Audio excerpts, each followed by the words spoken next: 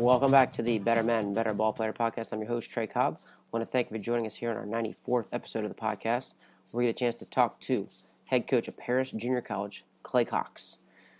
Coach Cox has been the skipper there at Paris Junior College since 2016, where each year he continues to be in the top 10 for stolen bases. He continues to be nationally ranked offensive, defensive category every year. In 2021 was the first time they played, probably in the 30-plus years that they played for a regional championship. He's won nearly 70% of his games at Paris. He's center of 50 guys, Division I. And in 2021, past season, he was second in the nation in the team GPA. So continue to hold guys to standards, continue to have better ball players. Continue to hold his guys accountable and have high expectations for his kids. He been an assistant for the Dragons, and in his first year as an assistant with the Dragons, they doubled their win total, improved in every offensive category, including leading the conference in stolen bases. Again, multiple times. That's the thing we got into right away, because most guys think about Coach Cox is infield, which he's an infield guru. Highly known, nationally known guy for his infield work. But if you start to dive into some things, his teams always run the bases and run the bases well. He's the founder of Infield U. Go to www.infieldu.com to learn more about those guys and Infield U and what he does there. Former Texas Collegiate League coach, where he won 4 straight Texas League championships and broke several team records during his time there as the head coach. Was the former assistant at West Alabama University. They won the conference season title there, as well as a tournament championship. Set school records for winning percentage in a win in a year, as well as a win streak record. He is an ABC Hotstove presenter. He's been on national known podcast, and he was on the USA Baseball 17U Task Force this past year, as well as been a USA Baseball coaches clinician. So get your notes ready. Here he is, head coach at Paris Junior College, Clay Cox.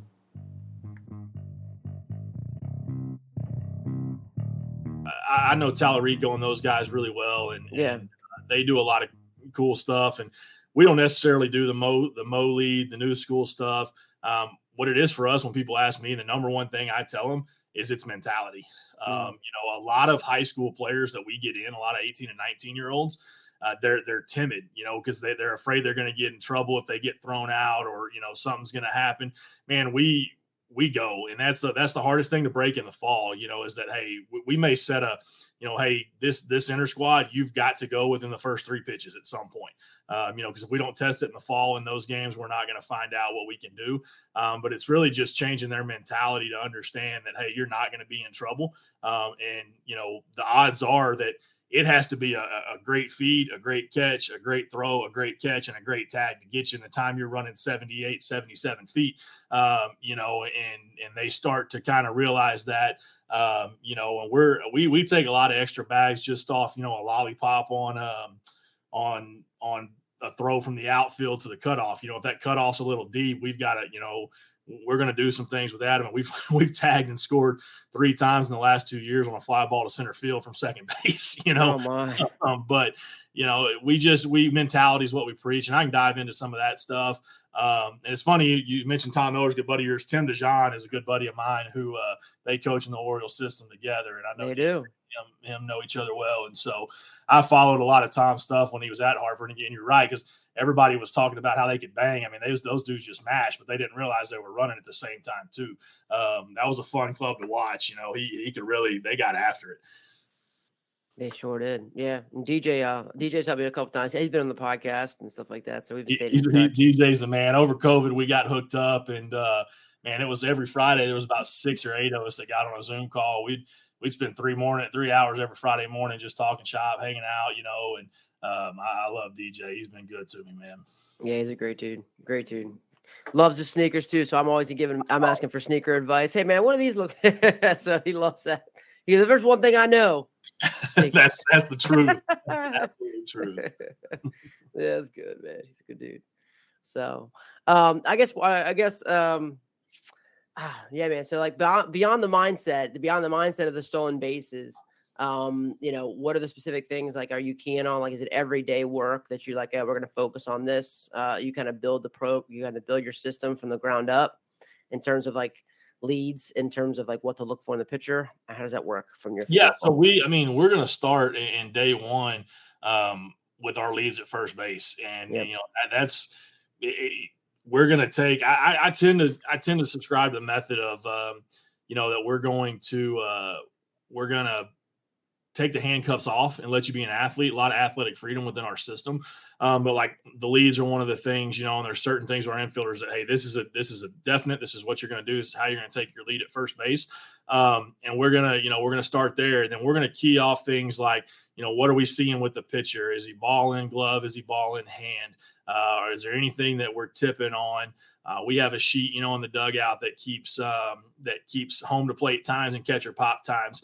And then we start day one, and I wasn't great about it this fall, just with having two coaches. Sometimes, there's a little things that kind of get pushed to the wayside, but we do still start time. So we'll start at our 77, 78 foot mark, and we'll do 3 a day, and they'll run through second base, and I take their times. And so we used to use the formula of, hey, if you're 3-3, if the pitcher and the catcher are 3-3-5 plus, then we're an automatic green light. Well, it didn't make sense because we have such a disparity in guys who can really run, guys who might not be able to run. So by taking their still start times, we're able to see like, hey, this guy's a 3-2-3, this guy's a 3-8, whatever it may be. Well, why am I telling the guys a 3-2-3 that he didn't have a green light till it's a 3-3-5? And so we'll do still start times. They start at their mark, they run through second base, and then we keep those averages, and then we can post on the dugout, what your numbers are. And so you can look at that chart in the dugout in a game and say, hey, this pitcher and catcher are a 3-2-9 combined. Well, anybody who's under a 3-2-9, you've got an automatic green light. And it kind of just helps give you a little bit of a numbers game to help them see visually that, hey, this is what these guys are. And so we'll use that, our still start times. That's been big for us. And then one of the things that I wish that there was a secret to is what we call DBRs, dirt ball reads. There's obviously drills that we all work outside of getting on the mound and throwing, from 60 feet, 6 inches and peppering the ball in the dirt or throwing it through. It's kind of tough to really do some things to work on. There's some guys that really get it.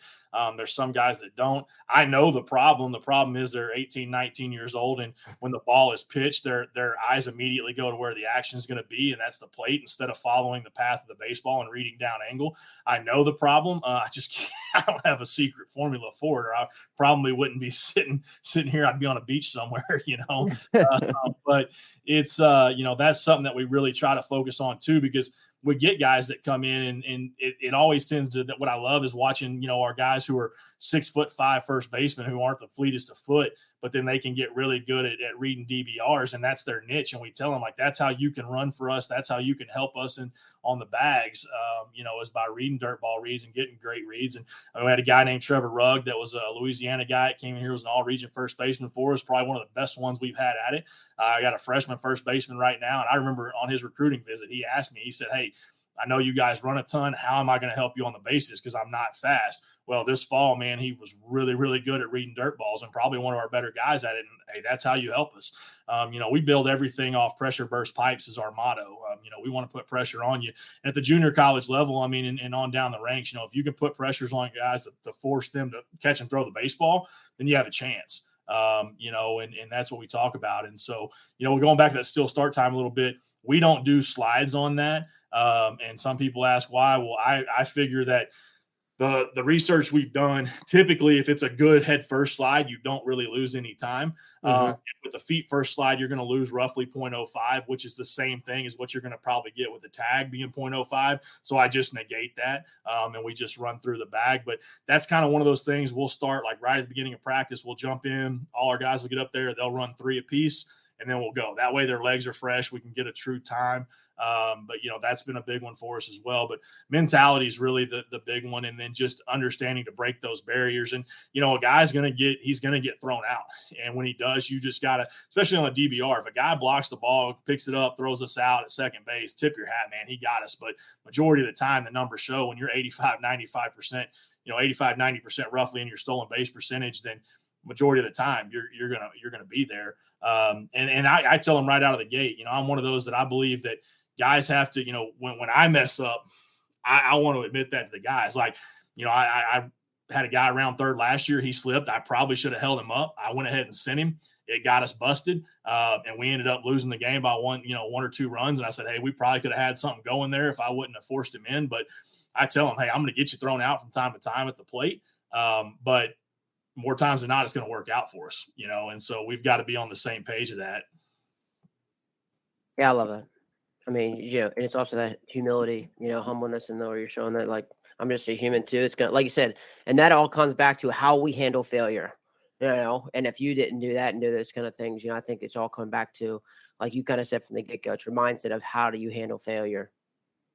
Absolutely. I mean, I've had players that have reached out afterwards and said, one of the things I respect most about you is the fact that, if you did something that, you felt cost us in a game, or you made a decision that wasn't necessarily right, or, you jumped on somebody, you came back and you owned it. And I'll tell them, that's all you got, is your word. And I want respect from those guys. And I tell them all the time, accountability and if you do something wrong, just if you come to me and you're honest with me and you tell me and you man up, then things are going to be a lot better for you, And so we're trying to teach these guys to not just be better ball players, but things that they're going to learn in life, they're going to go out and be better in the world for. And so, you mess up at work and you go into your boss and you own it and say, hey, look, I messed this up. I'm going to take whatever repercussion comes with it. A lot of the times it tends to work out better for you, than letting them be surprised by something and then they got to come get you. And so we want those guys to understand that. And we want that open relationship to be there too, that they know, like, hey man, we trust each other and we're in this together. This isn't we're the coaches, they're the players. This is a family.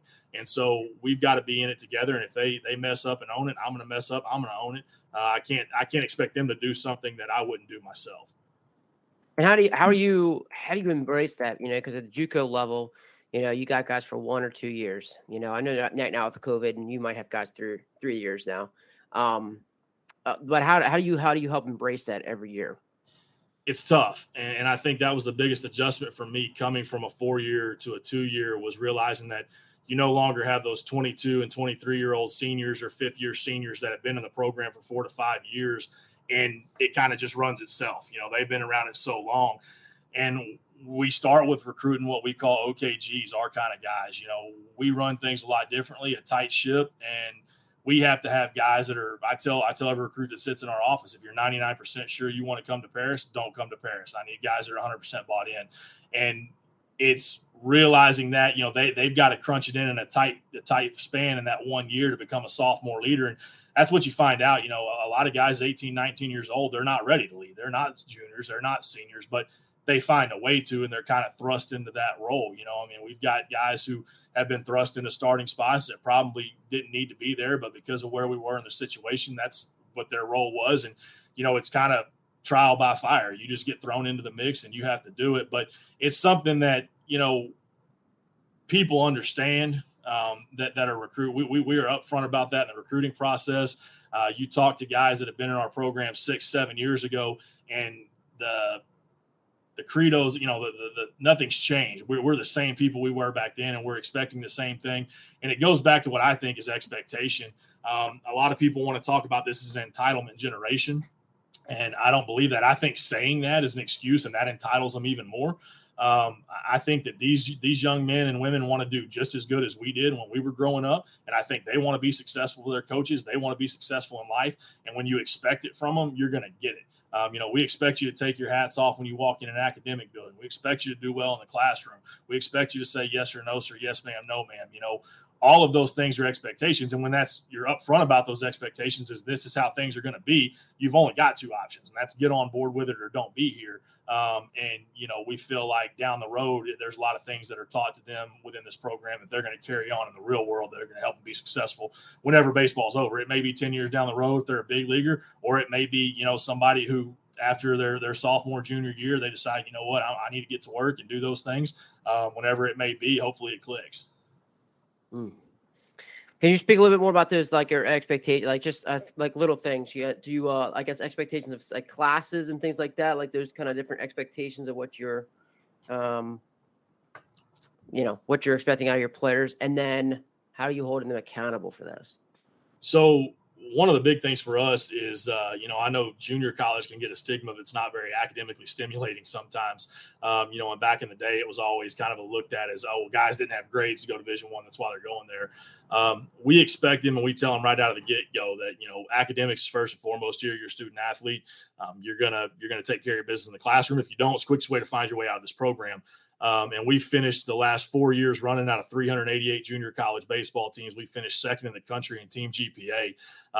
We've had a 3.8 the last 2 years as a team. And people do that. They ask me, they're like, well, hey, what do y'all do? What's your secret? It's expectation. We tell them up front, this is the way it's going to be. And there's a number of reasons. One, that, we want to win in everything we do, whether it's in the classroom, it's on the field, competition breeds success, and we want to win. Two, I've been fortunate to coach almost 50 guys who have been drafted, 4 guys that are in the big leagues right now. As cliche as it may sound, at the end of the day, those guys are going to need something to fall back on when their career is over. And then threefold, at the junior college level, 9 times out of 10, you leave JUCO the 3.0 or better, you're going to get academic money on top of your athletic money. And so we've got a lot of guys who end up, on over a full ride in their 4-year institution because they've got the grades to go with it. Guys in the SEC, guys that, go to big schools and they're PTK members here. We've had guys that have gotten $25,000 academic scholarships because they're PTK members, which is basically the National Honor Society of 2-year colleges. And so we just expect that, we kind of use Coach Corbin's class attendance policy. It's, if you go to class or you miss a class and you don't tell me, I'll find out because this is a small campus and they know that we're expect our guys to be there. You tell me you're going to get punished. If you don't tell me, the whole team's going to get punished. And so it kind of polices itself because, if you're in an 8 o'clock with 2 other guys, you don't want to have to run for them. So you're going to make sure those guys are up with you and going to your 8 o'clock class. And at the end of the day, it's one of those things that this is where we teach them about time management and those things. And, it's a long day. You're not here to just play baseball and you want to play baseball and pro ball one day. Well, you got to get through and get your education and to continue to move on your career and continue to develop and get to the next level. And, we're going to continue to do those things. And so we make sure that expectation is there and that they handle their business. We do little things like when we get off the bus to eat dinner on a road trip, we're going to leave our phones on the bus so we can have communication and have conversation while we're sitting at the dinner table and not all be glued to our screens. I'm just as guilty of it a lot of times as other guys, and so I like to make sure that, hey, you know what, let's have conversation. Let's be able to communicate, and we're going to make sure that we handle those things. And so I'm a firm believer, and we tell our guys all the time that if you take care of the little things, the big things like winning are going to take care of themselves. And all of those little things are things that, again, I think that if everybody takes care of their job, everybody does what they're supposed to do, then as a unit, we're going to be successful. Yeah. And let's not forget, too, because, like I said, I'll follow you on Twitter, and a lot of guys do. Don't forget about all those great meals that you cook for those guys either, too. We just had some brisket and pulled pork before they went home for Christmas at our sweater party. So we try to met with the wife and I. COVID kind of slowed things down with that stuff, and then obviously we've got 2 little ones now, and so it slowed down a little bit. But we try to bring them over at least once a month or a couple times a semester, and good fellowship and just hanging out, throwing some cornhole and eating good and popping on a game, whatever it may be, but just to kind of get them away from campus for a little bit and just kind of that team camaraderie.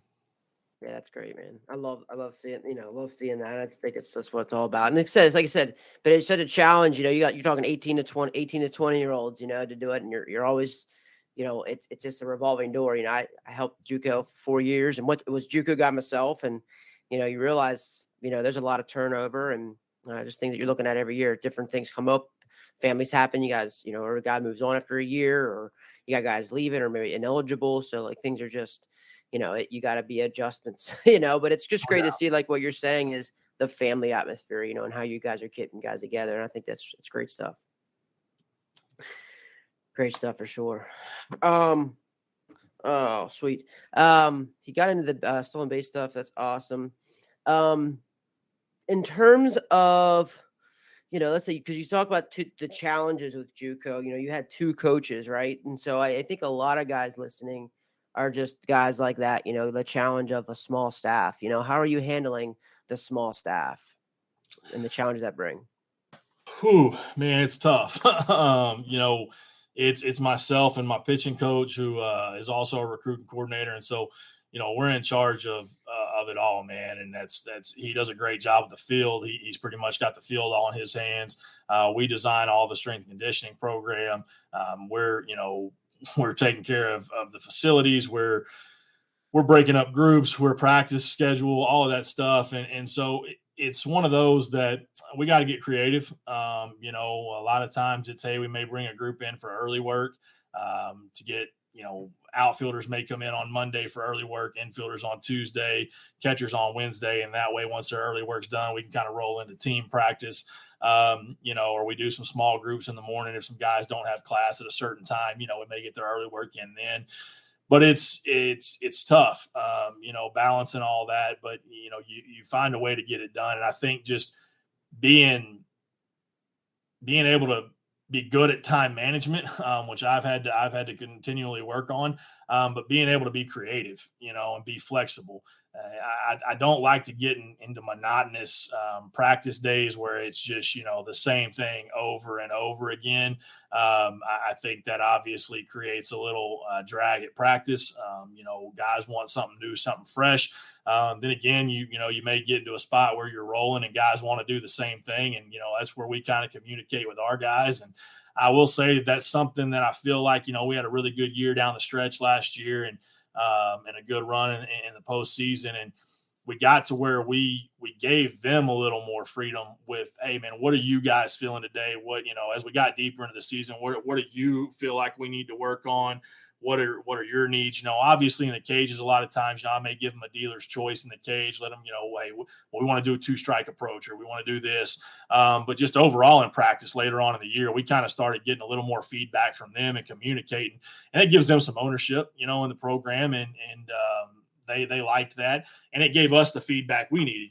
There were days that it's really funny because last year, I changed just a couple little things that I felt like a lot of times in the second half of the season, JUCO's 56 game season.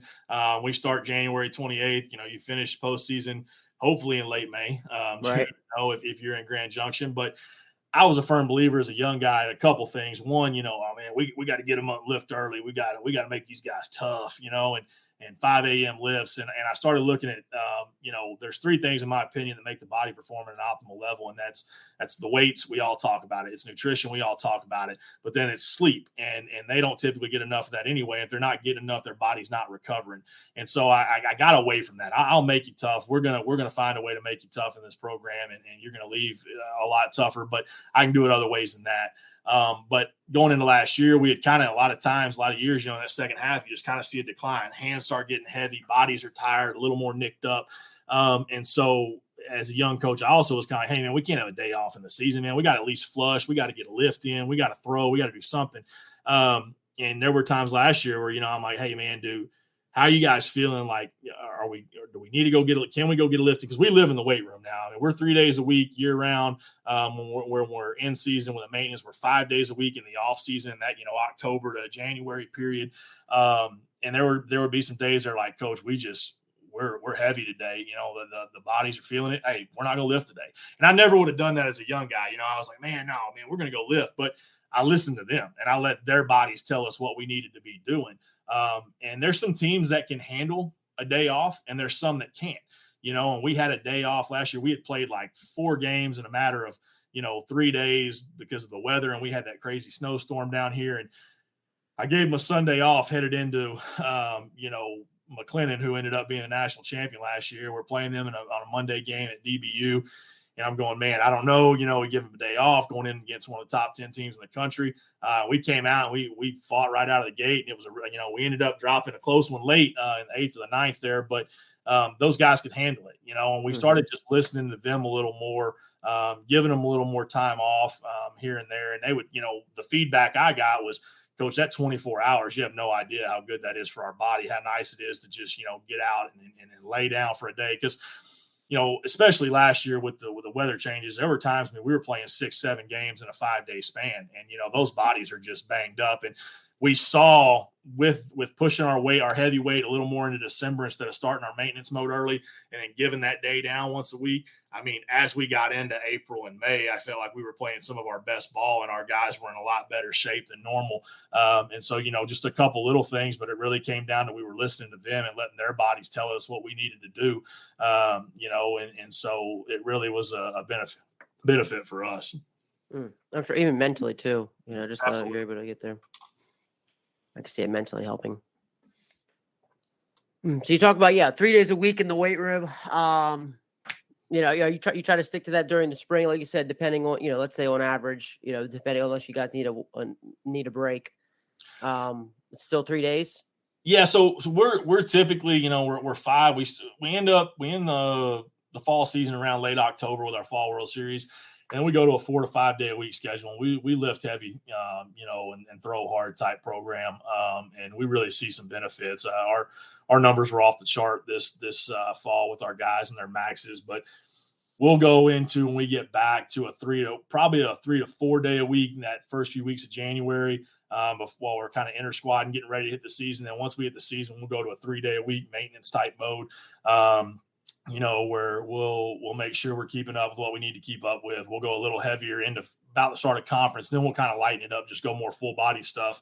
But we also do 3 days a week of yoga from August to May. And since we started that a few years ago, we've really seen just our nagging injuries significantly decline. Guys go in there that first session and they're kind of giggling and laughing, yoga, and then they're walking out sweating, grabbing muscles they didn't know they had. But they'll tell you, by the end of it all, they're like, man, that yoga's been a game changer for us. Really feeling limber and trying to maintain. And we really work hard in the off season with, we do lift heavy, and that's kind of some things, we bench and we do a lot of the old school stuff, but we do some explosive stuff. Obviously we have a good mix. We think our off season program does a great job, but a lot of guys coming in that have always been, it's just dumbbell and I can't bench. I don't want to. Well, we're going to pre and we're going to post stretch because I feel like a post stretch is where a lot of those guys typically miss. We're going to do our bands, throughout the off season. We're going to do our yoga. We're going to do a lot of stuff to counteract. I'm not going to, hell, we talked about earlier, we've been lucky, top 10 nationally almost every year in stolen bases. Well, I don't want my 6'4", 6'5" guys becoming 6'8", 6'9" guys. So I'm not just going to throw them in there, lift heavy, and not work any explosion. We're going to do speed and agility 2 to 3 days a week, but we're going to stretch and stay limber, while we do that. And so, there's a number of different components that go into that off-season program, but that's kind of also where it rolls in for me that I'm a firm believer in the I don't like the phrase, if you love it, it's not a grind. I don't believe that because JUCO is an absolute grind. I say you grind because you love it. When you talk about yoga, weights, study hall, practice, class, our guys got here in August and they didn't get their first weekend off. They didn't get to go home until the first weekend in November. That's a grind, and so you're playing 30 games in the fall, 56 games in the spring. Most of our guys are going to go out and play summer ball all across the summer, may get a couple weeks at home before it's all said and done. And then they're back here at it as a sophomore. And so, we talk about the grind all the time, but, it's definitely a grind. And that's one of those things that sticks with you. And you being a JUCO guy, when you get to that 4-year school, those JUCO guys kind of clump together and they've been through the ringer and they, JUCO bandits a badge of honor for guys, they've been through it. And so they, that kind of tends to be something that they're proud of. Oh, absolutely. Absolutely, they do. Speaking of that, I think it's a great thing to come into because I'm curious. I always ask guys this because I think just the whole yearly throwing program and how it is, right? So you just mentioned 50 some games in the spring. Let's say you got a freshman, right? You have a freshman this year. He's going to play 50, 60 games spring for you. He's going to go off, play his summer schedule, and then he's going to come back and try to play your 30 games in the fall, like you said. How do you get your arms ready to compete in the fall after that kind of schedule? Yeah, so we're going to talk, and work closely with wherever our guys are going out for summer ball. There's not a magic number of innings where this has to be the cutoff. We're listening to bodies, how guys feel, and now a guy throws a lot of innings for us as a freshman. When he goes out, I may say, hey, he's got 20 innings. Use him how you want. If you want to use him for 3 or 4 starts, or you want to use him for 20 innings out of the pen for the next month and a half, whatever you feel like doing, you go with that. But we work, I'm a big proponent of summer ball. I think it's a great opportunity. I think, it's going and experiencing somewhere you've never been with guys from all over the country at different levels of ball, living with a host family. I think there's a lot of benefits of it. I think it is a little more dangerous nowadays with the transfer portal. And, a freshman goes out and has a big summer in a good league. And then next thing you know, some 4 years are swooping in, trying to get in there before August and get into campus. But we'll monitor that. And then like this year, we had a guy who ended up playing in the championship up in the Expedition League, and that didn't finish till mid-August. So we bumped his schedule a little compared to the other guys. We said, hey, we're gonna sit you down for an extra week or two. We're gonna back you up. So he wasn't on the same exact throwing program coming back. He was a week or two behind, but we wanted to make sure the arm was healthy. And so we monitor that. We put in a good time to when we get back, it's fastball changeup only for the first 3 to 4 weeks. One of those reasons being a lot of guys coming out of high school, they don't have that feel for that pitch. And if you want to get through a collegiate lineup, you need to be a 3-pitch mix. If you want to get through there multiple times anyway. And then on top of that too, again, guys being out throwing all summer, it's a little easier on the arm than coming right back and throwing the breaking ball, the slider, and so there's a number of things we do, but my pitching coach will map it out. Hey, here's where we're going to start. We'll sit down, in July or August, we'll map out the whole fall of how we're going to, give guys pitch count, and we're going to work up into some things and build their arm strength up over the fall. But we just monitor those guys throughout the summer and make sure that we've got everybody on a plan, and, everybody's different, and we got a guy who threw a ton of innings, we might shut him down and say, hey, you're going to go home, rest, lift, get your stuff in, and then we'll start ramping you back up in July, but take a month off. November for us is what we call an active rest period for our pitchers. They put the ball down. There's a lot of scap work, table work, jobs, that type stuff, dry work, but we're going to put the ball down for a full month there, because a lot of guys, high school guys, especially coming in as freshmen, between summer ball, fall ball, high school ball, some of those guys have never put the ball down for an extended period of time, and that arm just needs to rest. And so we give them that full month's rest in November, and then we start ramping back up in December. Bullpens will start late December, rolling into our inter squads in January. So a lot of different things that we do to monitor that. But our pitching coaches that we've had, Coach Boone is here now, and our previous pitching coaches that have been here have all done a great job of mapping out how we're going to do that and make sure that each guy stays healthy. Okay, great. This is an awesome answer. I'm just going back to, honestly, because I was just thinking about another challenge, and it's going to kind of get us into infield stuff, because I know that you run your infield charts, and I love the air analysis stuff that you do. You could talk more about that, but that's one thing that I was thinking of, the challenge of you having a staff too. How do you chart all those things that you say you want to chart, even with your base running stuff? Right? Is that pitch? Did the POs do that? Guys that aren't pitching that day? How are you managing those things with, again, the small staff? So, one of the things, the infield chart I keep, that's my baby. I know exactly what I'm looking for on that chart. So I've got my clipboard. Oh, you keep that infield chart? I do. Okay. It's double-sided. Every ball is hit on the infield for 56 games that spring is going to be charted by me. It just sits next to me in the dugout. Or if I'm, turning around writing, you'll guys start to pick it up pretty quick. I'll have pitchers that even learn, I'll be turning around writing something on the dugout card or making a change, and ball's hit, and I'm like, hey, what was that? They're like, hey, it's backhand rake, 2-step. I'm like, all right, good throw. Yeah, money throw. And so, I mark it down, or a guy, if I miss it, a guy comes off, I'll ask him and he knows, because they get to knowing our lingo and our verbiage. But yeah, for the most part, a lot of our charts we keep a number of charts. Tendency charts, freebie war, 2-strike war, all of those things. And a number of guys, POs will do that. But if we've got some hitters that aren't in the game, they can jump on a chart as well. What I'll do in the fall is I break it up, in an inter squad. Okay, today you 4 are on this chart, you 4 are on this chart, you 4 on this chart. And then I'll rotate them throughout the fall, so everybody has experience with each chart. So it's not like, hey, I don't know how to do that chart, I can't do it. Everybody's done every chart, and everybody can do it, and so our guys will, make sure that those are being taken care of.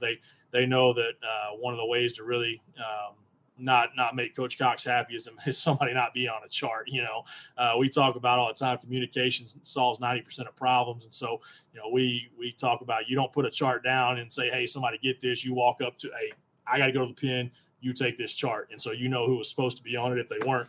But we managed to do that throughout, the entire team kind of chips in on that. All right. Just wondering about that. Speaking of also, so like the more the lingo stuff, do you like when you starting your infielders, is it really just is that the basis? Like basically here's your chart. So this kind of then breaks up your work and then starts creating that lingo, starts creating that language. Yeah. So, one of the things I'll do is the first week we get here a week before school starts. And we call it Hell Week. We kind of welcome you to JUCO. It's, there's a lot of fun times that week that we really get after it, just kind of welcome to it. But it gives them time to get acclimated in the dorm, get acclimated at CAF, know where everything is instead of just showing up on Saturday or Sunday and having to start class on Monday. But during that week, the first meeting I'll have with the infielders, we'll go into a classroom over in the math and science building. I'll pull up a PowerPoint I have, and we walk through everything. We walk through our throwing program, our prep step and our positioning for that. And then we walk through, this is what we call a two-hand. This is a backhand rake. This is a backhand stick, and just kind of introduce it to them all. I'm a firm believer, as I've gotten into it over the years, and I've talked about this in a lot of, my presentations at clinics, is that I like to show them a video prior to doing anything if possible. That way they have some visual knowledge of it. And when we go out there, A, we're not wasting a ton of time having to explain it then because they've already seen it. But B, they have some sort of vision in their head of what it should look like. And so we talk about all of those things. And, it's great when I'll have guys that are at the 4-year level, and they'll call and he's like, and that's how I know I have guys check in over the summer, kind of off track, but every game you play in the summer, I don't care if you're playing 7 nights a week, you text me, hey, what your line was that night, how you did, what you thought. But you'll really see it is when I'll get some of those older infielders or guys that have been with me, and they'll send me their defense too. Hey, I had a forehand, lateral with a two-step that I kind of threw up the line, but then I worked through a slow roller on a press, and they start kicking in that verbiage. Or guys at 4 years will call me and say, hey man, I had this ball, and they use your lingo. And so, it's fun to see them grow in that aspect. And, cause there's a lot of things we do that are different and that guys, it takes an adjustment to, guys have been doing some things a certain way for a long time. And we get pretty, we try to delve into the intricacies of infield play here. And so, there's some things that are new to them and, other than just being athletic and going out and playing shortstop and getting it done. Mm-hmm. High school level. And so we try to introduce all that in the classroom. And then, or if I have a new drill, I might throw it into the infield group me and say, hey, we're going to do this afternoon at practice, get a look at it. Again, now I can go out, we can set it up, we can do it. And then we can talk about, the results afterwards. I don't have to by the time I spend 10 minutes explaining a drill, they're lost, their minds are gone and we're already somewhere else. And so we try to limit that as much as possible. Just curious there, man. You said you break up even your team infield. Typically, you might have a pitcher groupie, but even your infielders have a groupie, huh? Yeah, yep, we sure do. We have a hitters group me, a pitchers group me, our team group me, the catchers have a group me, and then the infielders have a group me. Nice. So it is, and that way, those infielders, if they see something, or a drill or a play or whatever it may be, they can just shoot at that infield group me, and we can talk about it there, and just kind of try to create the culture and the environment for them to, dive into it a little bit. Cool. That's really cool. Yeah, it's interesting. Just another good way, like you said, communication. The communication of it, things like that. So there's a question. Then what do you? So like. Do you ever put any hitting stuff out? Like, do you feel like it should be a hitting group? I don't claim to be any kind of hitting guru. I run our offense, but I'm more of an offensive freedom in our approach here. So, I know hitting. I think I do. I'm not, saying I'm some world-renowned hitting coach, but I've been around the game long enough. I think I can find some things if we break it down on film or whatever it may be. But my philosophy with hitting is this, especially at the 2-year level. Look, man, you've been swinging the way you've been swinging for 14, 15 years. Last thing I want to do is bring you in here. We brought you in because you're a good hitter, right? We didn't recruit a bad hitter. Right. Last thing I want to do is get you in here and right out of the gate start trying to change something in your swing and make you uncomfortable in the box. And a lot of guys that have come through here, that's what they love is the freedom that we give them. Now you're hitting 380. I'm not touching you, man. We're going to talk. what we talk a lot about is our approach, our mentality, what we're hunting in certain counts, what we're trying to do offensively. But you're in a $180, like, yeah, I mean, we're going to fix something, and I have, we film every at bat and every inter squad, every game. And so, we've got a big screen in the office. Guys can come in here, and every week I'll have guys, hey coach, can we jump on film this week? And we'll jump on film. In the fall, I don't give them their ABs. I keep them because I want to see who comes in to watch film, and that tells me, hey, this guy's looking to look at something, or we need to work on something. But if a guy walks into his exit meeting and he hit 210 in the fall and he never once came in to watch film, I mean, what are we really working on? And so, it kind of allows me to know who's really putting their time in there. But we try to give them some freedom, and we'll, I got guys all the time that will come in and we'll ask questions. We'll talk during BP. But I'm not a guy that is going to sit here and try to completely change your swing or overhaul something. We don't have a cookie cutter approach. I got a lot of guys that hit a lot of different ways. And we try to make sure that those guys play to their strengths. We talk all the time about being the best version of you that you can be. If you're 5'7" and you weigh $150 and you run a 6'4", getting, F7, F8, that's not doing us any good. Let's go gap to gap and let's get on and let's run. And so we try to let them work some kinks out. And then, I like guys when they want to come to me and they want some help, let's get help. Let's work on it. But we have a lot of different types of hitters. We've had some years where we've been, top 10 in stolen bases, top 30 in home runs. We've had a good mix of speed and power. But I think that goes a lot into recruiting as well, what type of guy we're recruiting. But I'm not going to be a guy that's going to sit here and say, this is who every hitter is going to try to be, because, everybody's different. And for me as a hitter, the number one thing is your comfort in the box. If you're uncomfortable, I've changed something and you don't feel right, you're already mentally gone. And so we're going to talk a lot about the mental game and the approach. And the one thing that we have made a constant is our two-strike approach. We picked up from Mississippi State, from Cheese and those guys. We had a year where we had a top 20 offense, and we led the country in strikeouts. The next year I said, hey, this is not going to work. Now, had I tried to implement a two-strike approach with that group, I think I would have got fought. No, I don't think we would have had just the buy-in we needed. But when the numbers said what they said, I looked at the sophomores the next year and I said, call me crazy, but we can't do this again. And they agreed.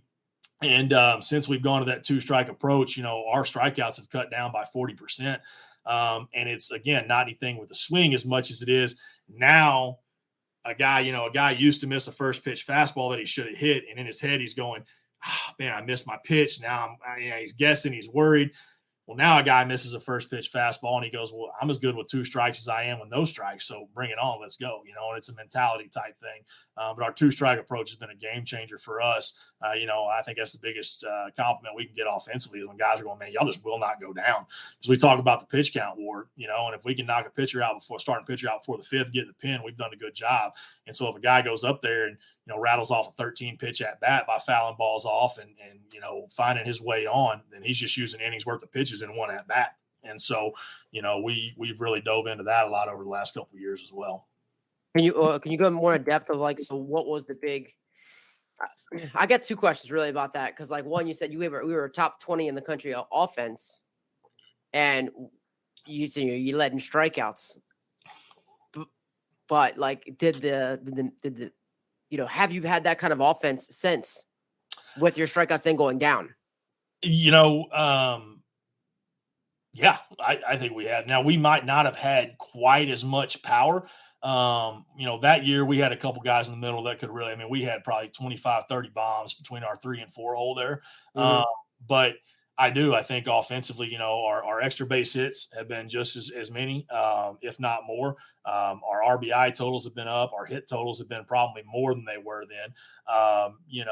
So I'm sure hits would probably go up for sure. Yeah, definitely. And so we've seen the consistency in our offense, but we've been able to provide a lot more. I think overall. Yeah, I was just curious because we talk about Coach Eller, and how his philosophy was and it's something he never really cared about, and we all know his offensive stuff. And again, it's such a unique topic, and that's why it's just interesting to say, like, yeah, we were top 20 in the country, but we also, led in strikeouts. Yeah. It was a lot of do or die, Yeah. There's a lot of great offenses like that. Yeah. But it was also one of those. I mean, my first year here, we led the country in sack bunts. We just didn't have an offense that provided. We had to sign a lot of guys late, and we didn't have a very powerful offense. And we tried to win games when we could, and it was just who we were that year. It wasn't indicative necessarily. Now we ran, but we had to do some of that. Now, we don't necessarily have to, but it's one of those that, the power numbers were there that year, but there were a lot of, our average runners in scoring position. If you looked at it compared to now, it was a big difference. We lived and died by a lot of big knocks, and it ate at me when you looked back and you saw the number of situations where I feel like games probably could have been won. And we went down, swinging. And I said, we got to find a way to fight a little more in those situations. And so we've scrambled to that approach. Yeah. And I think it also comes back to who you are. Like you said, you're trying to be the best version of you. And again, I think you're just doing a great job even of that, of like, just shows the kind of leadership you have, because it's like, I'm not going to just say this to you, like, that's just, like you said, you're just trying to be the best. Like, that's what you agree with. That's like who you are. And it's like, that's great for that people. Like, they can handle that, but yeah, if that's just not what you want to do, and that's not who I am, like, all right, then we're going to battle. We're going to go. So can you dive into a little bit about, what you do with two strikes and kind of this mentality that you have with two strikes? So, as far as the physical side of things, there's not a lot different. Up on the plate, we're widening out. We require everybody to have at least an inch off the knob. Some guys get way up there. Our leadoff guy did last year. He had a lot more barrel control. Some guys aren't comfortable doing that, but I do require them to get at least an inch off the knob to get a little more barrel control. We're expanding in and out, not up and down. And for us, it's again goes back to like when we talked about the base running, the mentality side of it. What we took from Mississippi State was, anytime you're in a 2-strike count, you're going to step out of the box. You're going to give me a fist bump, 2 bumps to your chest, and I'm going to give it back to you. And what we feel like that does is mentally that tells you, hey, this is 2-strike count here. I got to battle. I got to fight. And it resets that mind to think I'm in battle mode right here. And really gear down and try to go get it. And, again, it's just made guys not feel as panicked in that 2-strike count. And what's really fun is to see when guys can see that they can choke up a little bit being a 2-strike count, get a mistake pitch and still run a ball out of the yard and go, hey, look, man, you didn't lose any power there. You still ran that ball out of the yard in our 2-strike approach. Look what you can do. And what we talk about is, you go down the strikeout, you gave us no chance, man. That defense didn't have to do anything. I tell my guys, honestly, in a 2-strike count, man, if you cap a ball to the 6 or you roll one over a slow roll to third, I'm better with that than a strikeout, because now that guy has to field it and throw it.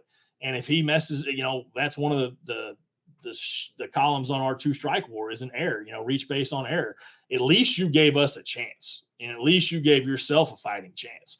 If you went down looking or went down swinging and didn't even put a ball in play, that's a free out in my opinion. But if we just get the barrel on something, and it happens, and when you do, and then you see it, and those guys see that success with it, and then we just talk about pass the stick, pass the stick to the next guy, kind of that next man up mentality. We're not trying to do it all with one swing. We'd rather put those little knocks back to back, and kind of start something, create something big and spark a little energy. But it's just been a mentality and a game changer for us that guys kind of they feel a lot more comfortable. When you can feel more comfortable, then you fight enough pitches off, that guy's going to make a mistake at some point, and you might get one to hammer. What's the best thing that you like to do during practice to practice with 2 strikes? So we'll have a 2-strike station somewhere every day. It might be a 2-strike tee in the cage. It might be a 2-strike front toss. It might be a 2-strike round during BP. But we're going to do some sort of 2-strike daily. What I noticed this year was I had some guys that I felt like weren't, quite as invested in as they should be. So I would go down when we would have a 2-strike round during BP, and I would stand in the third base box and, hey, you're going to give it to me. I'm going to give it back to you. And I talk about them, we're going to give it with intent and conviction.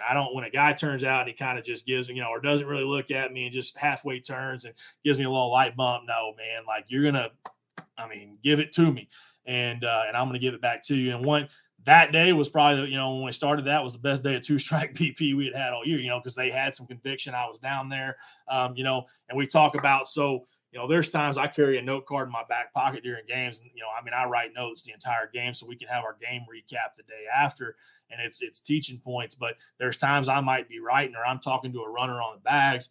The guy in the hole now becomes me. So they know that if they're in the hole and I'm not there, that hitter at the plate turns to them. They give them the chest bump, they give it back. And so there's always somebody visually for you to pick up and reset your focus and know that, hey, at two-strike account, I'm here to battle. I like that. So yeah, if you happen to have your head down during two strikes, they're going to look at the guy on deck. Mm-hmm. That's solid. I always thought, like, in telling kids, like, now two strike, this is our pitches now. Like, this is our team's pitches. You know what I mean? Yep. Like, this is for us. This is what we, this is ours. So I think you're kind of building on that, and that's super cool. In terms of like a two-strike BP, is it basically like, you're putting it in or you're out of the cage, you're out. Like, that's basically how it's always just kind of a one pitch thing. Is like when you're working two strike, I guess you're always looking for, you're hitting more with, you're choked up. And you're just battling that one pitch, or you get out if you happen not to be able to, I guess. We can do it that way. We'll do it that way some, or it may be around a 5 where you're resetting in between each pitch. I make sure that's one of the things that I make sure in the cage. Like, if it's a two-strike T round and you got 5 reps, you're going to step out. Yeah. Okay. Each rep and give the chest bump and then get back in. Not just give it, go. I want you to visualize looking down at the third base box, give it to us. We'll do a two-strike round where, hey, we might do a mixed round, and you're really battling. If it's close, you're out, if not, you stay in. We can kind of do a lightning round like that. There's a few ways to mix it up. But it's really about, like Coach May said, when used to say when he was here and we do a two-strike round, build the culture. And, it's a refuse to lose mentality. And you'll hear our guys in the dugout, RMF, RTL, baby, like refuse to lose. And they get fired up in those two-strike counts. And, man, it's fun. A guy gets up there and he battles 14, 15 pitches. And, it may be a walk, but dugout goes nuts. We know we just use an inning's worth of that guy's pitches on one hitter. And, that's a win for us, man. And so on our two-strike war, there's more ways to win than there are to lose. And we shoot for a 70% success rate. And if we can win 70% of two-strike pitches, we're gonna be successful more times than not. And that's a hit. It's a walk or a hit by pitch. It's an error. There's a number of ways that you can win. And so, a foul ball is a win because now that guy has to throw another pitch. And so we keep track of that. And we have our weekly two-strike war winner. And we just shoot for 70% on the year. And if we can get to 70% on the year, we're gonna have a lot of good games.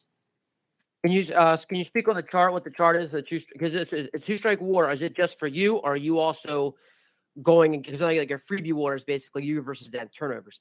Is two-strike the same concept? So only our offense being charted, but yeah, pretty much. They can win with a strikeout. They can win with an out. Whether we keep it ground out, fly out. So those are their wins. Whereas, we have our wins. And so we've got to win 70%. Now we have more ways to win than they do, but that's why we set our number so high at 70%.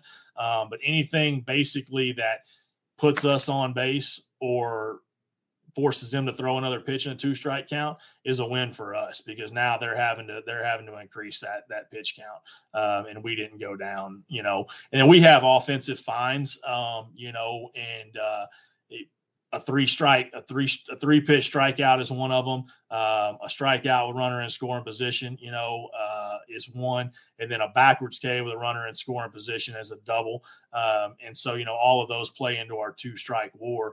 And we want to make sure that, it just, for me, especially that strikeout with a runner in scoring position looking, I get it, it's for me. I know sometimes, there's some calls that are, I can go back on film and they may be off the dish or whatever. And, but, we got to know that if it's close in a 2-strike count, it's our job to fight it off or put it in play, and so we got to make sure that we're doing that. But it kind of falls into I usually know, if I got a guy who, we had an all-region outfielder that's back with us this year, and he had, 150 at-bats last year. I think he had 8 punch-outs. And so if he went down looking, I knew it was probably not a strike. That guy did not go down.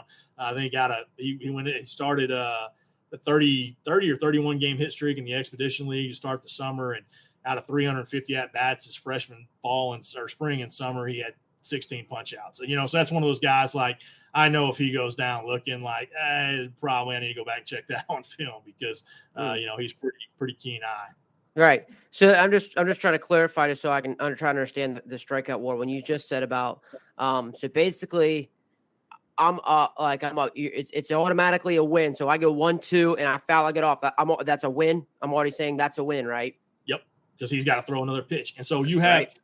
I have every hitter on the list, so I can keep their individual totals, and then there's columns. And so, it's a walk, hit by pitch. There's a foul ball column. There's a ball column because say it's 0-2 and he throws a ball. Hey, that's a win for us.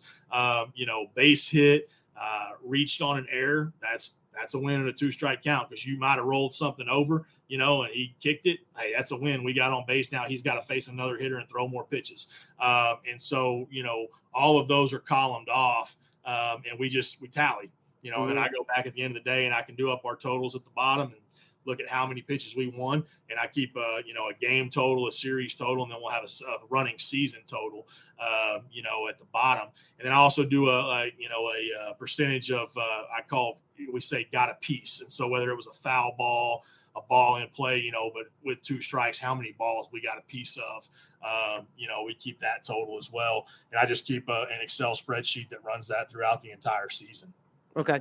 And you said the big negatives. So like, are you just keeping track of those? Like, striking out with the running score position, especially the backwards K, you're just keeping track of when those things happen, correct? Yeah, so I have an offensive find sheet that those go on. So on the 2-strike war sheet, it would just go under strikeout. But on my offensive find sheet, it would say exactly what it was, whether it was runner in scoring position, backwards K, et cetera. But your big ones there are strikeout, ground out, fly out. In your 2-strike war. That's the ways they get you out of there. And so again, more ways to win, but any way we win and make him throw another pitch, it's a win. But like you're also saying, it goes back to the again, dealing with failure. You know what I mean? Like you're finding ways for them to also be able to handle the failure of it, which is really cool. It's also like quality at bats. You're like, there's a lot of ways to be productive, and like just throwing more pitches. And nowadays is absolutely productive offensively. So I think it's also some of that as well, Coach. It's really, really good. So will you take, and so did you say, I can't remember, that you will also do that for them, for the other team as well? No, so we don't. Okay.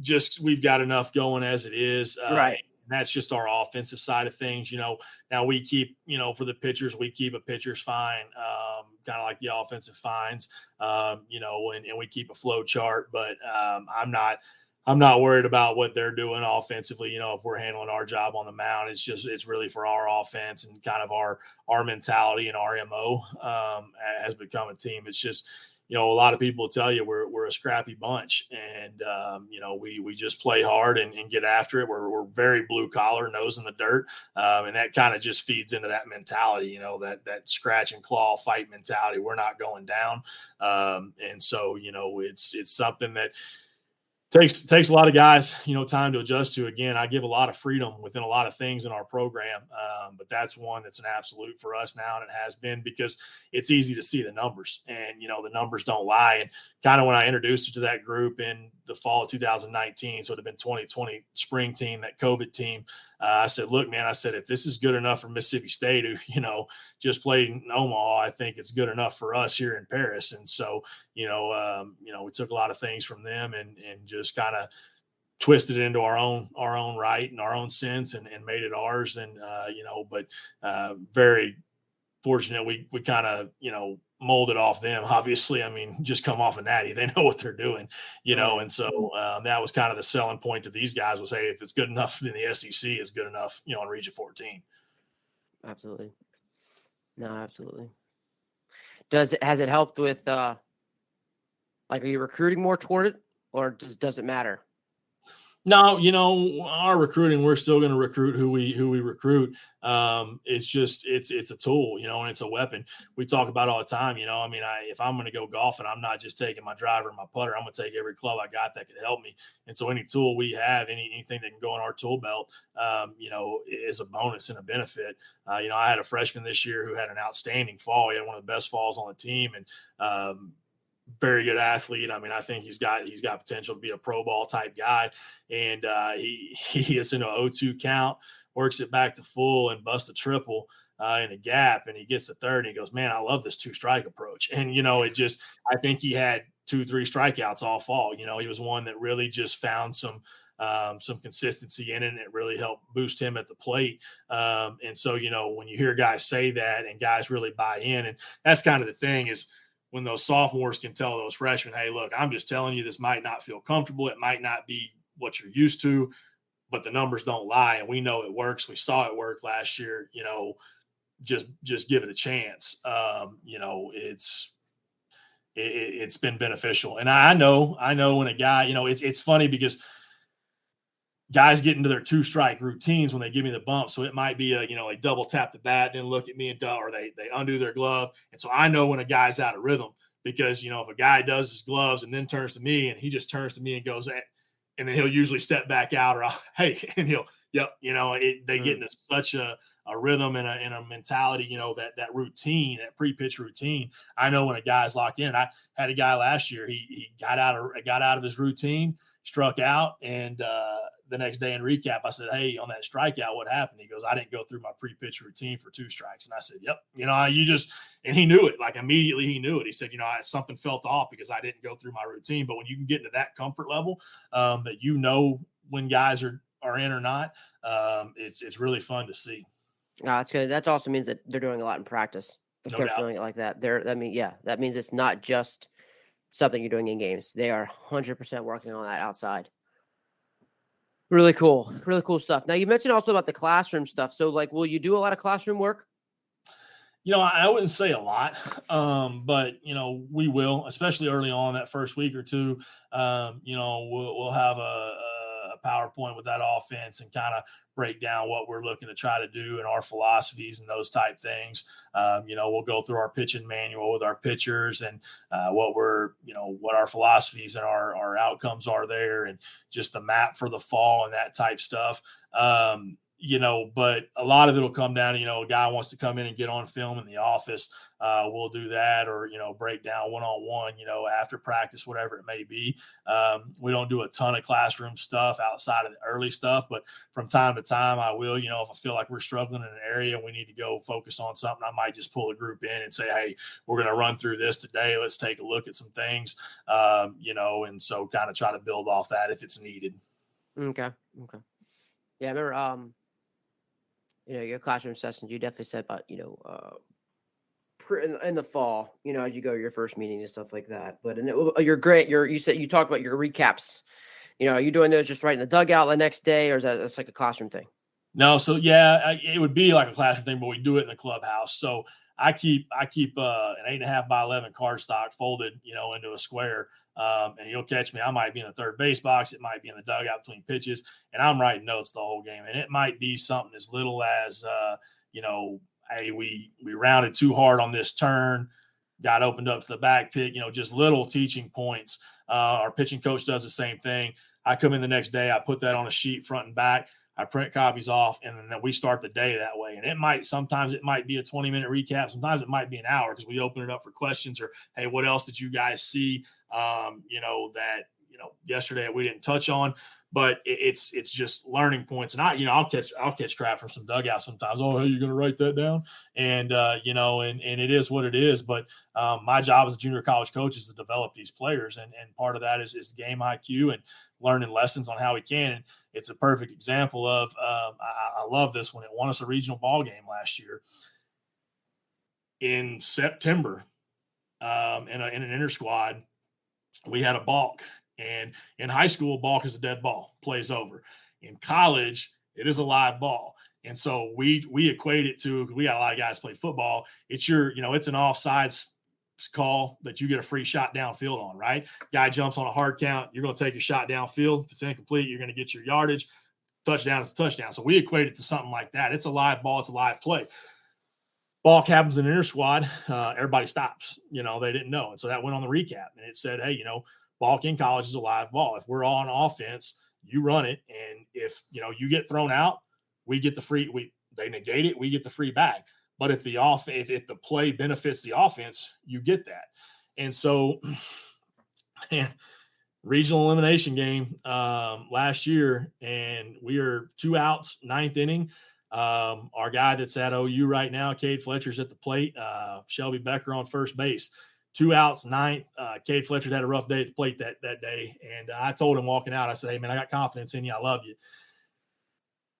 Pitch is thrown. Balk is called. And he runs about a 6'5", 6'6". He swings as hard as he can. Caps one over to third base. We're rolling. Third baseman kind of comes up, thinking it's a dead ball because, hey, that kid didn't know. Just lollipops one over to first because he thinks the play's dead. Cade beats it out. My guy turns around second. We're down 1 run. That third baseman didn't get back to cover. They try to throw it to third, goes into left field. We score the tying run on a balk. That was a live ball on a swing and bunt, and we walk it off in the 11th inning with that same kid at the plate. Had we not talked about that balk in a recap in September, our guy probably stops there. Right. Oh, yeah. He told 100%. Me after the game, he said, Coach, as soon as I heard balk, I was swinging out of my shoes. Mm-hmm. And rolling bunt, swinging bunt, we score from first base on a swinging bunt on a balk, tie it up, and walk it off in the 11th. And so that's the kind of thing, I mean, it may seem, minuscule to some people, but it won us a regional game. We played for a regional championship because of it. And our goal, we tell them all the time, is that, hey, you know what?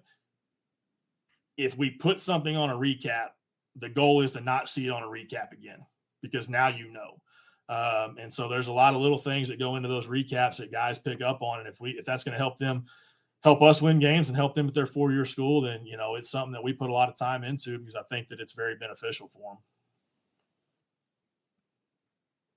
Like that. If it's on a recap, we don't want to see it on another recap. Absolutely. It's a good way to put it. Oh, man. Really good. Really, really good. Speaking of some, because I was just looking over some stuff. I mean, how, I was curious because you talked about a lot of individual freedom within the offensive side of things, and as much as you are with your infields, and how much you are in depth with infield and infield Jew, and you really looked on as just a very wealth of knowledge and do a great job with your infield. How much that individual do you have that same mindset when it comes to the infielders, just the individual freedom? What do you see in that? How does that work within your expertise of infield? So I do. I tell them, we talk again about take the handcuffs off, be an athlete, and we're gonna teach you the right steps, the right form. We're going to teach you all those things. At the end of the day, I want you to be an athlete and make a play. If you come up and you throw off the wrong foot on a slow roller and, but that was the option you had to try to get it out, I get it. Now, typically what you see is because we work things so much and we're so in depth with it that it tends to just become natural to do things the way we do things. Really one of the only things that I force guys to do on the infield side of things is hop on our pre-pitch routine after our prep step. And I do that for a number of reasons. One, I get bigger guys in the corner level wanting to sink. And when you're guys at the big league level and you get paid millions of dollars because you're the best in the world to do it, I get it. For 18 and 19-year-old kids, if I allow them to sink, majority of the time, they're probably going to wind up on their heels and they're not going to be in a very athletic position. And so we do force our guys to hop. I use those little agility cones. So it's not, so you don't have to be Dustin Pedroia and get that big jump in there, but you got to get your feet off the ground to be on the balls of your feet and be athletic. And so that's one of the few things, you know, you are going to hop on your pre-pitch routine after your prep step. We don't allow them to sink, but other than that, yeah, I mean, we're obviously going to talk, you know, very intricately about what we do and how we do things. But what I don't want them to become so robotic and so stiff that they feel like they can't be themselves and flow with a game. And so, you know, hey, I want you to be an athlete. At the end of the day, don't be a robot.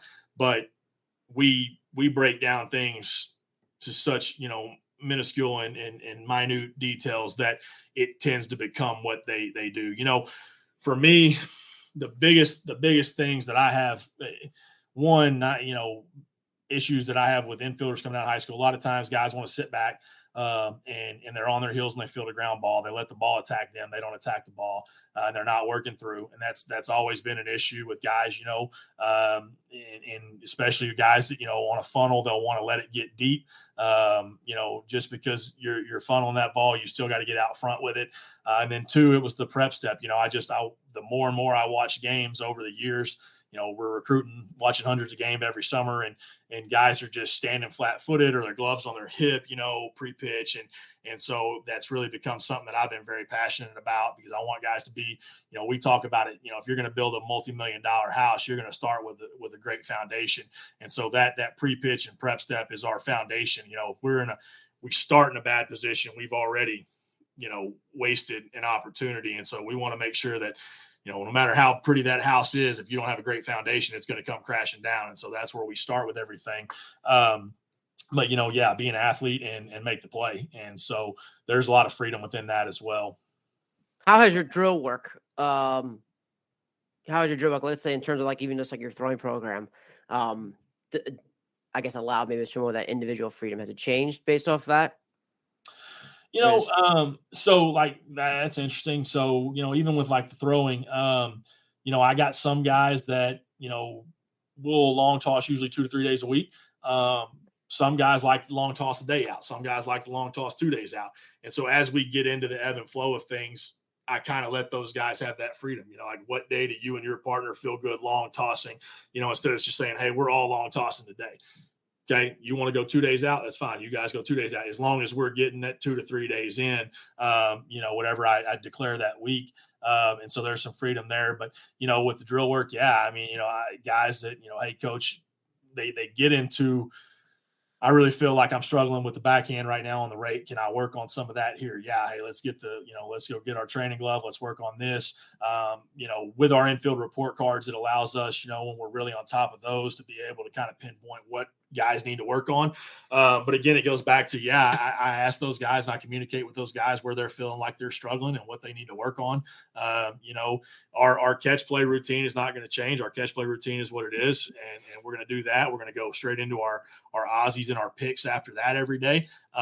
You know, but there'll be a time that guys may come up and say, hey, I'm really, you know, I had a first baseman last year who, 203 chances and he had one error, you know, was a very good first baseman, but, you know, he was really struggling with some of his timing on his stretch. And he said, hey, can we go get over there in the corner today and just kind of work on some of this? And him and I, you know, I had the infielders doing some other stuff, and him and I went and worked on that.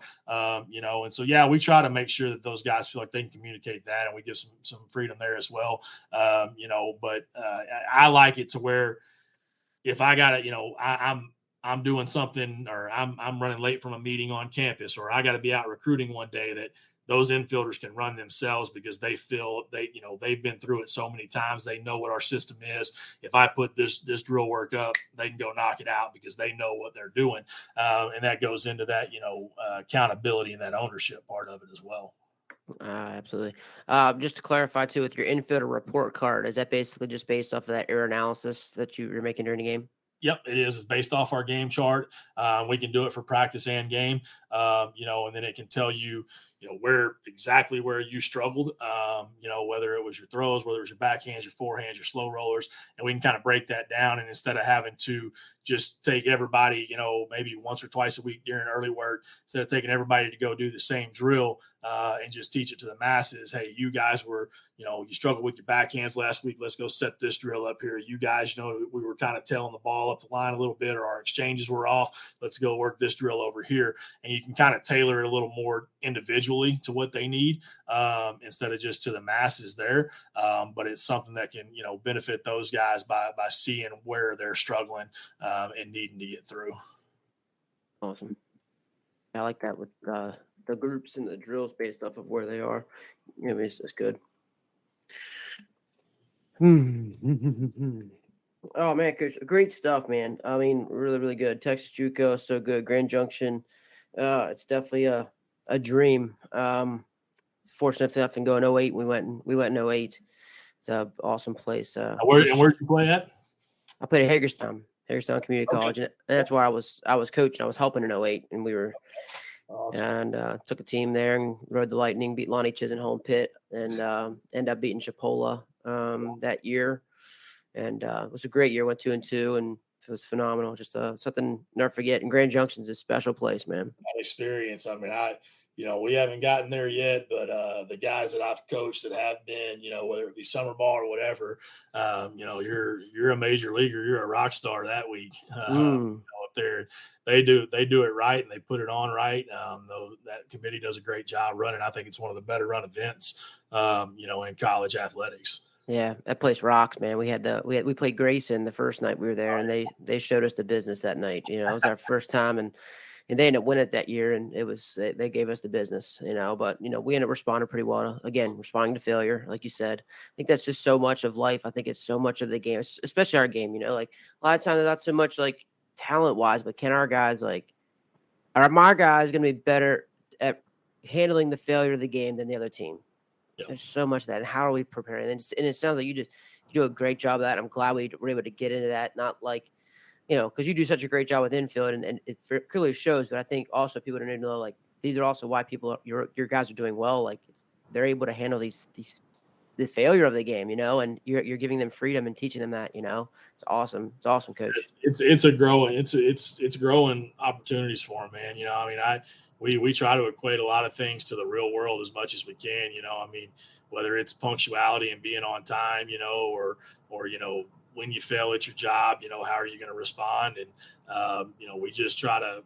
we try to equate as many things to real world life as possible because those lessons are what are going to be, help us win on the field as much as they're going to help us win in life. And, I think a lot of times that, we're truly a family, man. I mean, this program is, we got back from the regional last year and we turned everything in the next morning and we broke it out one last time. I mean, nobody left the clubhouse for 2 hours, because they didn't want it to be over. That group didn't want to be away from each other. And, I think sometimes when you talk about loving your guys and family and those things that some people kind of, you put the person first and some people kind of consider that soft or they're not worried about winning. Well, no, I mean, we want to win as much as the next guy, but, I want those guys to know I care about them. I mean, they don't care how much you know until they know how much you care.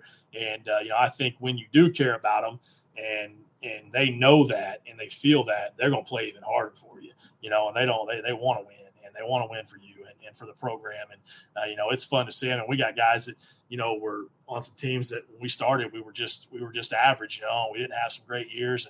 But, we make it regional, and now those guys are the first ones reaching out saying, hey, congrats, man. We're so proud of you, and to see those guys 6-7 years ago that are still invested in the program and knowing that that's where the program started, and those guys, we talk about it all the time, PJC baseball is a book and each team is a new chapter. And those guys started the book and may not have gone the way we wanted it to at the time, but they paved the way for the guys that are here today. And, we talk about, making sure that you honor them and honor everybody that's worn the green and gold because it's something that's special to us. And watching those guys go out and have success and getting to, as a young guy, for me, it was, rings. And I won them. I mean, they're great. They're in the office on the desk. But, as I've gotten, I never envisioned myself being a junior college coach, but as we've gotten further into it, the wins for me, I want to go to Grand Junction. I want to win every game. But the wins for me are guys graduating, guys going on to good 4-year programs, all these Division I players, but not just going there, but,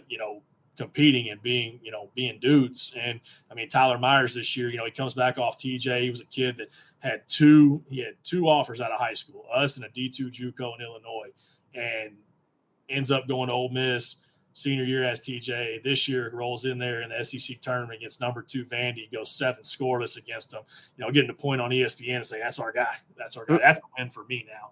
And watching those guys, 99% of the time their best baseball's ahead of them when they leave here.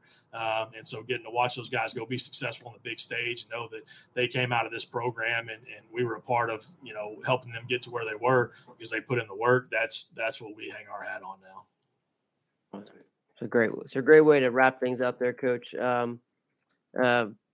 Anybody wants to talk more baseball with you? What's the best way to contact you? Follow you? Yeah. So, obviously on Twitter, Coach Cox 19 or at Infield U.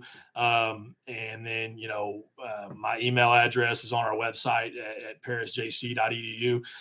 Sometimes if I miss it, man, just hit me back. There's just so much to go through sometimes as much as we got going on. I promise you not bothering me. I want to be able to communicate and connect with as many people as possible. So if I miss you, just hit me back. But yeah, feel free to reach out, 2-strike award chart, any of that stuff. I'm more than willing to share.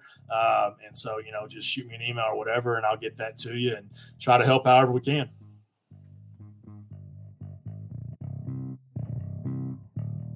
Great stuff by Coach Cox. I want to really thank him and thank our guys at Netting Pros.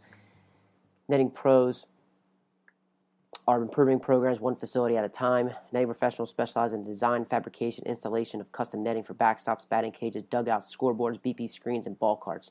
They also design and install digital wall graphic padding, windscreen, turf protectors, dugout benches, dugout cubbies, and more.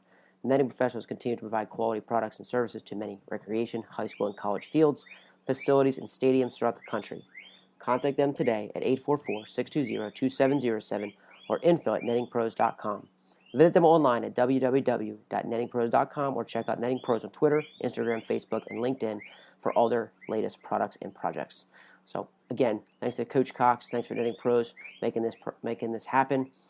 And you can see just a ton of great things from his 2-strike war, reviewing his charts that he has done, the air analysis. If you don't have that, get all that. If you're not following him on Twitter, follow them on Twitter. If you're not following Infield U, do yourself a service.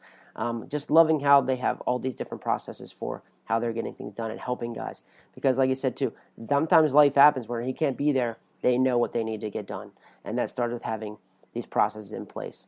So I love how he talks about 90% of his kids, they're going to play their better ball once they leave him. He's preparing them for that. So I love that take on it. I love what he says about that and how he brings his kids in early, gets over them. Let's start in the classroom. Let's start about what we're about, and we're going to move on from there. So a ton of great stuff.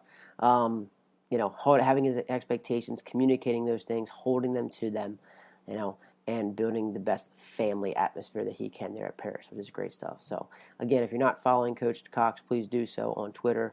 If you're not following InfieldU, do so on Twitter at Coach Cox, at InfieldU. All right. So, Coach Cox, again, thank you so much. Appreciate you. Appreciate you, all you guys listening. Netting Pros, again, thank you for our sponsor. And until next week, keep getting better.